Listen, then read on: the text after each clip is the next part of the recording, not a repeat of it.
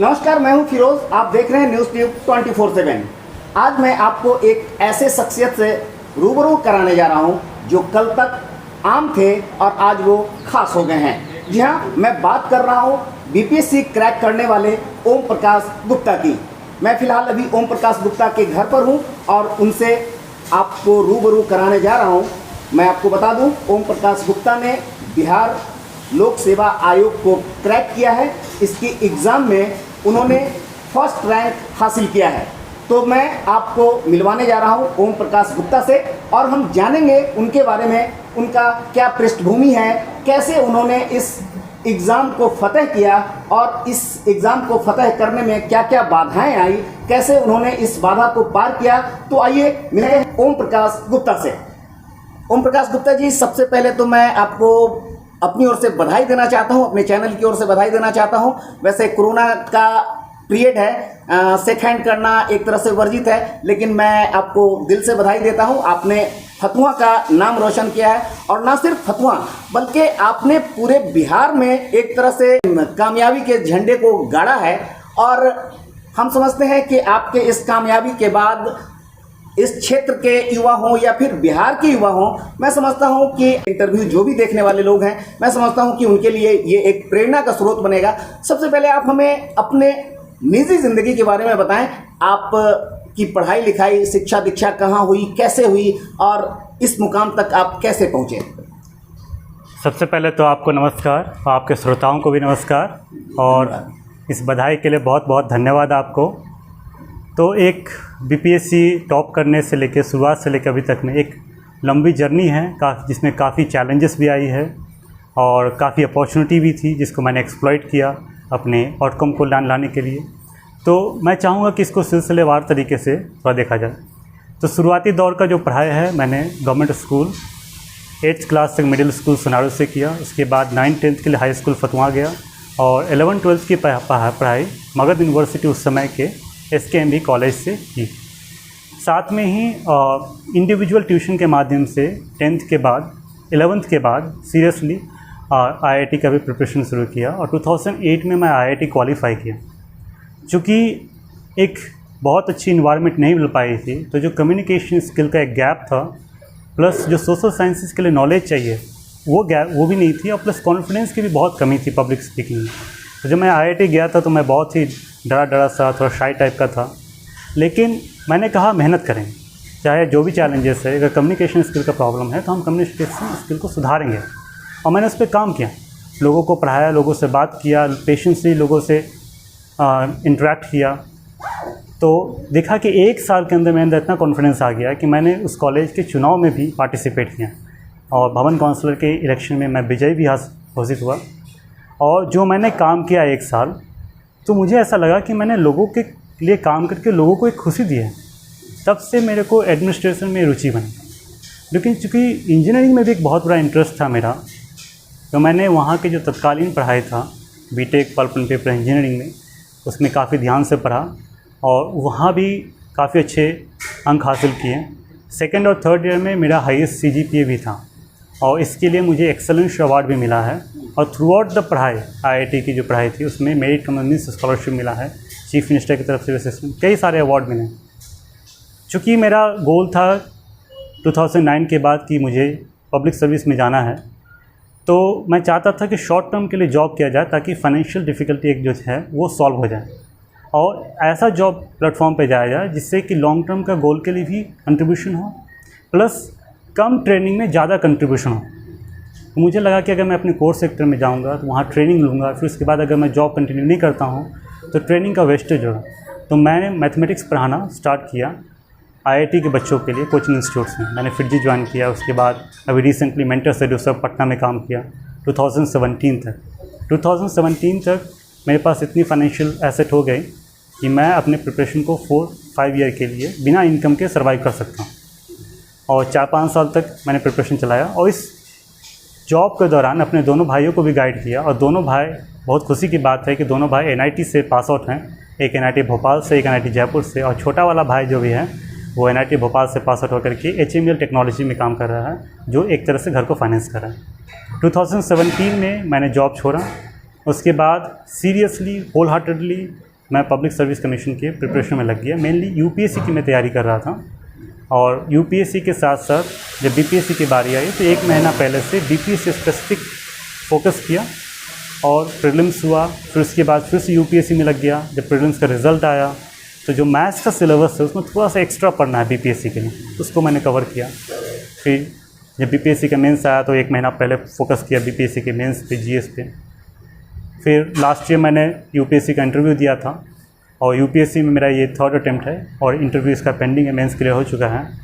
और बहुत खुशी की बात है कि साइड में जो मेरा सेकंड प्लान बीपीएससी था उसमें टॉप रैंक हासिल हुआ है। और मैं चाहूँगा कि यूपीएससी में भी अगर सेलेक्ट होता हूँ तो मुझे बिहार कैडर मिले, क्योंकि मैं बिहार में वो सारी चीज़ें जो मैंने फेस किया वो सारी चीज़ें मैं देखता हूँ। जैसे मैंने अपने परिवार को विशेष साइकिल ऑफ पॉवर्टी से निकाला है, मैं उसी तरीके से बिहार को भी विशेष cycle of unemployment and poverty से, हंगर से निकालना चाहता हूँ। एक virtuous cycle of sustainable development की तरफ लेके जाना चाहता हूँ। ये मेरा ड्रीम है। चलिए, जैसा कि आपने सुना, ओम प्रकाश गुप्ता ने बताया कि इन्होंने आईआईटी भी किया है, और इसके बाद इनका सपना रहा है कि वो बीपीएससी, हालांकि इनका मुख्य सपना यूपीएससी है। यूपीएससी में इन्होंने अपने भाग्य की आजमाइश की है, और रिसेंट अब उसका इंटरव्यू होना है आपका इंटरव्यू। और लेकिन इसी दरमियान ये बीपीएससी को भी टारगेट करके अपना काम कर रहे थे, और बीपीएससी में इन्होंने फर्स्ट रैंक हासिल किया। तो आप इस रैंक को हासिल करने के लिए, बीपीएससी क्रैक करने के लिए क्या रणनीति थी आपकी? मुख्य रूप से कौन सा वो रणनीति था जिसने आपको फतह दिलाया? देखिए, बीपीएससी में जो रैंक होती है ना, वो मेंस और इंटरव्यू के बेसिस पे डिसाइड होता है। तो इंटरव्यू में, मेंस में ऑप्शनल का बहुत महत्व होता है। तो ऑप्शनल का मैंने सिलेबस देखा, मैंने देखा कि यूपीएससी से बड़ा है, और उन सारे जो एक्स्ट्रा था उसके लिए मैंने मटेरियल इकट्ठा किया। काफ़ी उसके लिए मेहनत करना पड़ा मेरे को, मटेरियल ईज़िली अवेलेबल नहीं था। फिर उसकी पढ़ाई की, 1-2 महीना उसमें लग गया मेरे को। और जीएस के लिए क्या है कि जीएस का सिलेबस स्पेसिफिक है। अगर हम उस सिलेबस को देख करके पढ़ाई करेंगे तो बहुत कम समय में बीपीएससी में अच्छे प्रदर्शन के लिए तैयारी कर सकते हैं। क्योंकि इकोनॉमिक्स का सिलेबस अगर देखें तो यूपीएससी का बहुत basic part employment, growth, planning, ये सारी चीज़ें हैं। इंटरव्यू के लिए क्या है कि इंटरव्यू के लिए नॉलेज तो होनी चाहिए। अगर नॉलेज नहीं रहेगी तो आप एक कॉन्शियस, बैलेंस्ड और ऑब्जेक्टिव डिसीजन, ओपिनियन में नहीं ला सकते। तो नॉलेज के साथ साथ कॉन्फिडेंस बहुत जरूरी है। कॉन्फिडेंस हो, ऑनेस्टी हो। जिस सवाल का आंसर आपको नहीं आता उसकी आप जवाब में बोल दें कि हमें नहीं आता है, इसमें कोई इशू नहीं। आराम से प्रेजेंस ऑफ माइंड के साथ सवाल को सोचें, सुने, समझें, उसके बाद सवाल का आंसर करें। वो लोग बहुत ही ईजिली कैंडिडेट को हैंडल करते हैं, और मुझे तो बहुत अच्छा लगा था इंटरव्यू में पार्टिसिपेट करके। और इस बीपीएससी के लिए तो मैंने कोई मॉक इंटरव्यू भी नहीं लिया था, क्योंकि मैं उस समय यूपीएससी की मेंस का तैयारी कर रहा था। मेरे को इतना पता था कि कॉन्फिडेंस चाहिए, चाहे जैसे भी हो। तो जैसा कि आप मैंने सुना है कि खास करके यूपीएससी हो या बीपीएससी हो, इसका जो इंटरव्यू होता है, इंटरव्यूअर के द्वारा कुछ ऐसे सवाल डाले जाते हैं कि जिसमें आप उलझ जाएं या कुछ आप गलती कर बैठें। इस तरह कोई वाकया आपके साथ भी हुआ है या नहीं? हाँ, बिल्कुल ऐसे सवाल पूछे जाते हैं जो थोड़ी सी आर्टिफिशियल सेटिंग में लगता है, और चूँकि वो वैसे रोल में हम नहीं हैं तो उस रोल में होने का एक अनुभव नहीं है, तो उसका करेक्ट और कॉन्शियस आंसर आ नहीं सकता। बट स्टिल उसमें एक ऐसा आंसर देना चाहिए जो एक कैंडिडेट से एक्सपेक्टेड है। उससे आपकी पूरी इंटरव्यू का स्कोरिंग डिसाइड नहीं होता। इंटरव्यू एक होलिस्टिक कॉन्सेप्ट है। आप पूरे आधे घंटे में किस तरीके से अपने पर्सनालिटी को रिफ्लेक्ट किया, वो बहुत मायने रखता है। ओम जी, आप बता रहे थे कि आपका परिवार आर्थिक मोर्चे पे पिछड़ा रहा है। चूँकि ये अर्थ युग है, हर चीज़ के लिए अच्छी कीमत चुकानी पड़ती है, और शिक्षा की बात भी अगर करें तो शिक्षा भी काफ़ी महंगा हो गया है। और जब आपका परिवार आर्थिक मोर्चे पे पिछड़ा था और आपने आज बीपीएससी को क्रैक कर लिया है, तो बीपीएससी क्रैक करने के दरमियान जाहिर सी बात है कि आर्थिक परेशानियों का भी सामना करना पड़ा होगा। ये कुछ शेयर करना चाहेंगे, कैसे आपने इसे फतह किया? बिल्कुल सही बोल रहे हैं। फाइनेंस एक बहुत बड़ा रिसोर्स है प्रिपरेशन के लिए। इनफैक्ट किसी भी चीज़ के लिए फाइनेंस, चाहे वो क्रेडिट के रूप में हो या फिर सेविंग के रूप में हो, ज़रूरी होता है। तो ये बात मुझे पता था कॉलेज के टाइम पे, इसीलिए फाइनेंशियल डिफ़िकल्टी को सॉल्व करने के लिए मुझे जॉब करना था। प्लान था कि 3 साल जॉब करूँगा, बट वो 5 ईयर तक एक्सटेंड हो गया। तो इनफ सेविंग था हमारे पास, बट ये ऐसा महसूस नहीं किया था कि 4 साल लग जाएगा। मुझे लगा था कि 1-2 साल के अंदर हो जाना चाहिए। तो 4 साल आते आते फाइनेंशियल जो है सेविंग था वो काफ़ी हद तक ख़त्म होने लगा। तो मैंने लोन भी लिया है, और मेरे सिस्टर लोगों ने और प्लस मेरे फ्रेंड लोगों ने काफ़ी इसमें सपोर्ट किया है। और चूँकि अभी मेरा भाई जो है HML टेक्नोलॉजी में काम कर रहा है, तो वहाँ से रिसोर्सेज जो आ रहे हैं उससे लोन भी काफ़ी हद तक पे हो चुका है। तो फाइनेंस एक इशू होता है, और जो पॉवर्टी क्लास में आते हैं या फिर मिडिल क्लास में आते हैं, तो उनको एक फाइनेंस को चैलेंज के रूप में लेना चाहिए और काम करना चाहिए जो भी उनके पास संभावनाएं हैं। जो आपने कह सकते हैं कि बिहार राज्य का जो सबसे बड़ा इम्तिहान है उसमें आपने अपने कामयाबी के झंडे को गाड़ा है। आपके पीछे युवाओं का एक फौज है जो आज नौकरी के लिए भटक रहा है।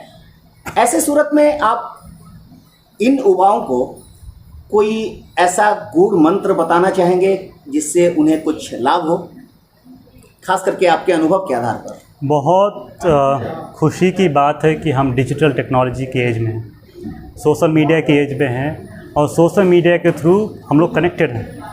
तो जो हैंड होल्डिंग सपोर्ट चाहिए यूथ को, वो आज यूट्यूब के ज़रिए अवेलेबल। तो ये नहीं है कि हमें सरकारी नौकरी ही करना है। अगर सरकारी नौकरी की आप तैयारी करना चाहते हैं तो ज़रूर आप यूट्यूब वगैरह का मदद लेकर के गाइडेंस लें, या फिर अगर आप कोई माइक्रो लेवल का इंटरप्राइज इस्टाब्लिश करना चाहते हैं तो उसके लिए भी आप एक्सपीरियंस हासिल करें वहाँ से कि क्या क्या संभावनाएं हैं, क्या क्या ज़रूरतें हैं, क्या क्या सपोर्ट गवर्नमेंट दे रही है और क्या क्या सपोर्ट दूसरे जगह से अवेलेबल होगा। और हमें डाइवर्सिफाई करने की ज़रूरत है, क्योंकि जो एम्प्लॉयमेंट सेक्टर है, एग्रीकल्चर के बाद लोग कंस्ट्रक्शन में जा रहे हैं। जो गैप है वो मैन्युफैक्चरिंग में एम्प्लॉयमेंट की संभावना बढ़ाने की भी ज़रूरत है और क्रिएट करने की ज़रूरत है। और यहाँ पे गवर्नमेंट का एक बहुत बड़ा रोल आता है, और गवर्नमेंट ने काफ़ी अच्छे इनिशिएटिव्स लिए हैं जिसका फ़ायदा युवाओं को उठानी चाहिए। जो कॉम्पिटिटिव एग्ज़ाम्स की तैयारी कर रहे हैं उनको तो मैं कहूँगा कि प्रिपरेशन एकदम टू द पॉइंट होना चाहिए, इफ़िशिएंट होना चाहिए, इफेक्टिव होना चाहिए, ताकि आउटकम आ सके। उसमें कंसिस्टेंसी और हार्डवर्क का बहुत इम्पोर्टेंस है। अगर हम छोड़ देंगे ना तो जो पढ़ा है वो चीज़ें निकल जाती हैं। एक लेवल के बाद डिप्रिसिएशन फास्ट हो जाता है, गेन स्लो हो जाता है। आप जैसा कि जानकारी मिली कि आपके पिताजी एक छोटे से व्यवसाय से जुड़े हैं, मैं चाहूँगा कि आप अपने पारिवारिक पृष्ठभूमि के बारे में बताएं। आपके पिताजी क्या करते हैं? आप अपने भाई के बारे में तो बताया कि NIT उन्होंने किया है और जॉब भी कर रहे हैं, छोटे वाले भाई। आपके पिताजी क्या करते हैं? आपकी माताजी क्या करती हैं? ओवरऑल आप अपने पारिवारिक पृष्ठभूमि की जानकारी दें। मैं पारिवारिक पृष्ठभूमि के बताने से पहले मैं एक बताना चाहता हूँ कि मैं कोई विक्टिम कार्ड नहीं खेलना चाहता। ये एक इंस्पिरेशन के रूप में लिया जा सकता है ये स्टोरी। शुरुआत के दौर में तो फाइनेंशियल स्ट्रगल काफ़ी था, ढंग से कपड़े भी पहनने के लिए नहीं थे, ब्रश भी अवेलेबल नहीं होता था। तो सरकारी स्कूल में जाता था मैं, और वहाँ पे जो बच्चे थे उनसे भी इंटरेक्ट करता था, उनको बताता था, उनसे सीखता था। और बहुत ही सस्ते कीमत पे ट्यूशन्स अवेलेबल होती थी गाँव में। एक सर हैं जिन्होंने हमको पढ़ाया है बहुत ही सस्ते दाम पे, मतलब सस्ते कीमत पे। तो मैथ्स में मेरा बहुत रुचि बन गया था, क्योंकि मैं मैथ्स बना लेता था बहुत तेज़ी से और लोगों को भी बताता था। तो एक टीचिंग का भी इंटरेस्ट जग गया था। मैथ्स और इंग्लिश मेरा 10th तक बहुत अच्छा था। 10th के बाद चूँकि मैथ्स अच्छा था तो इंजीनियरिंग एक नेचुरल चॉइस था। तो मेरे को करना था कि इंजीनियरिंग किसी भी कीमत में करना है। फाइनेंस उसमें एक अटकल था। फिर मैंने काफ़ी प्रयास किया, फिर नहीं समझ आया तो मैं डिप्रेशन में भी चला गया था हल्का सा। मुझे लगा था मैं भाग जाऊँगा यहाँ से। फिर मैं पटना सिटी में एक अतुल सर हैं मैथ्स के, मैं वहाँ गया पढ़ने के लिए +2 का। फिर वहाँ से मेरे को IIT के बारे में पता चला, और फिर मैं साइकिल दौड़ाना शुरू करता हूँ। और उस समय जो IIT की जो प्रिपरेशन होती थी उसमें भी बहुत कम पैसा लगते थे।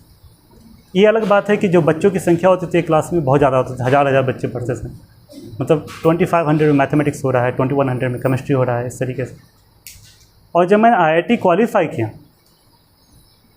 तो वो एक अद्भुत सा एक्सपीरियंस था कि मतलब उस स्थिति में IIT क्रैक करना आसान नहीं था। क्योंकि मेरे मैथ्स का एप्टीट्यूड भी था तो IIT के क्रैक करने में हेल्प मिला था। IIT क्रैक करने के साथ मेरे को काफ़ी स्कॉलरशिप मिले, काफ़ी कॉलेज में भी मिले, चीफ मिनिस्टर की तरफ से भी मिला, बिहार बोर्ड की तरफ से भी मिला, मेरे को एक्सेलेंस अवार्ड भी मिला, बैंक से भी लोन बिना गारंटी का मिल गया। तो काफ़ी अच्छा जर्नी रहा 4 साल का। फिर स्टिल जो मेरा प्रिपरेशन था उसके लिए हमें फाइनेंस चाहिए था, तो 3 साल का मैंने टारगेट रखा कि मैं जॉब करूँगा। हाँ, मैंने आपसे आपके पारिवारिक पृष्ठभूमि की जानकारी चाहिए थी। मतलब आपके पिताजी क्या करते हैं, अपने पिताजी के बारे में बताएं, उनका क्या व्यवसाय था, क्या करते थे, कैसे उन्होंने आपका पालन पोषण किया और आपको इस काबिल बनाया। मेरे पिताजी का एक किराना स्टोर था, गांव में ही था, और एक गाय था, एक भैंस था। तो ये और प्लस दुकान 2 हो गया था। इसके साथ साथ हम लोग कभी प्याज भी खरीदते थे, और जो गांव से जो मिलता था अनाज वगैरह उसको भी खरीदते थे। और इसमें पूरी परिवार का कंट्रीब्यूशन रहता था, क्योंकि एक आदमी का बस का ये नहीं था, पूरा जंजाल था एक तरीके से। तो बहुत ज़्यादा तो नहीं पढ़ पाता था मैं, इसलिए मैं कहा कि 10th तक मेरे मैथ्स और इंग्लिश ही अच्छा था, साइंस और सोशल साइंस उतना अच्छा नहीं था। 11th-12th में साइंस ठीक हो गया था, सोशल साइंस फिर भी पुअर था IIT से पास आउट होने के बाद। और जब मैं प्रिपरेशन के लिए गया और एक्सपेरिमेंट करना शुरू किया तो मेरे को बहुत धक्का लगा कि मेरे से तो हो ही नहीं रहा सोशल साइंस, क्योंकि मैंने साइंस की स्ट्रैटेजी सोशल साइंस में लगाई जो काम नहीं कर रही थी। फिर एक्सपेरिमेंट करते करते मेरे को समझ आया कि इस तरीके से एक स्ट्रैटेजी होनी चाहिए। उसमें यह था कि आप टच में रहिए, पढ़ते रहिए, एक चीज़ को 5 बार पढ़िए और एग्ज़ाम से पहले इंटेंस रिवीजन कीजिए। तो आपने देखा कि ओम प्रकाश गुप्ता ने कैसे BPSC को क्रैक किया। इस मुकाम को हासिल करने के लिए इन्हें काफ़ी जद्दोजहद करना पड़ा। पारिवारिक पृष्ठभूमि भी इस कदर नहीं था कि इन्हें फुल सपोर्ट हो और ये अच्छे एजुकेशन की बात कर सके। इन्होंने पढ़ाई लिखाई भी किया है, खुद मेहनत किया है, खुद पढ़ करके इन्होंने अपने आप को इस काबिल बनाया। और एक खास बात यह है, आज के शिक्षा के ऊपर मैं कहना चाहूँगा, आज कॉन्वेंट का जो कल्चर है वो काफ़ी तेज़ी से हावी होता जा रहा है आम लोगों के ऊपर। हर आदमी की ये चाहत होती है कि उनके बच्चे की पढ़ाई किसी कॉन्वेंट में हो।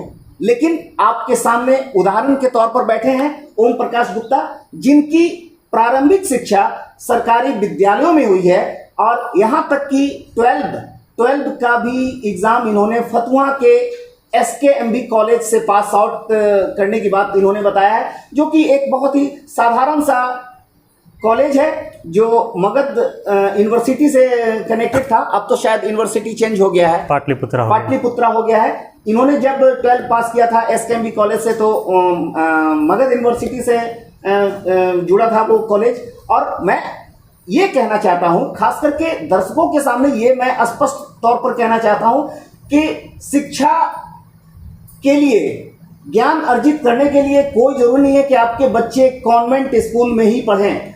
बिना कॉन्वेंट में पढ़ाई किए सरकारी स्कूल के दम पर भी कोई अपने कामयाबी को, अपने सपने को साकार कर सकता है।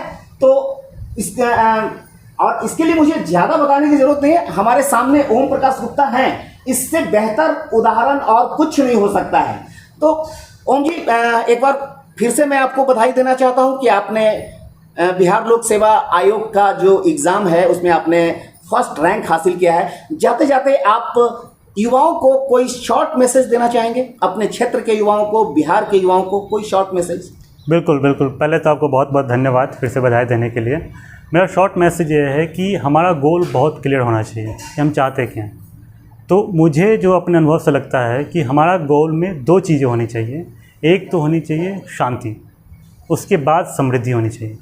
क्योंकि अगर हमारे अंदर शांति नहीं रहेगी तो समृद्धि के लिए जो चैलेंजेस उससे हम लड़ नहीं पाएंगे, उससे स्ट्रगल नहीं कर पाएंगे। वो पेशेंस जो चाहिए, वो जो कॉन्फिडेंस चाहिए, वो जो करेज चाहिए, वो नहीं आ पाएगी।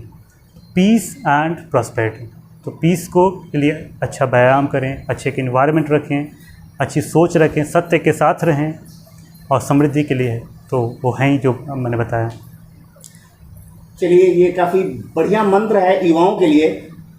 कुल मिलाकर इनका कहना है कि आप अपने कॉन्फिडेंस लेवल को ऊंचा रखें, और उसका ये भी मतलब है कि आप सपने जरूर देखें, क्योंकि सपने देखेंगे तभी उसे आप अर्जित कर पाएंगे।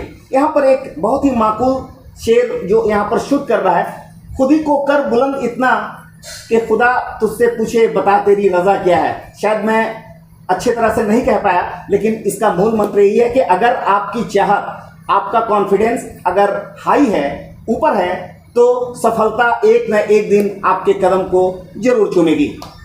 तो ये थे ओम प्रकाश गुप्ता, जिन्होंने बिहार पब्लिक सर्विस कमीशन को क्रैक किया है, और हम आपको आगे भी ऐसी खबरों से रूबरू कराते रहेंगे।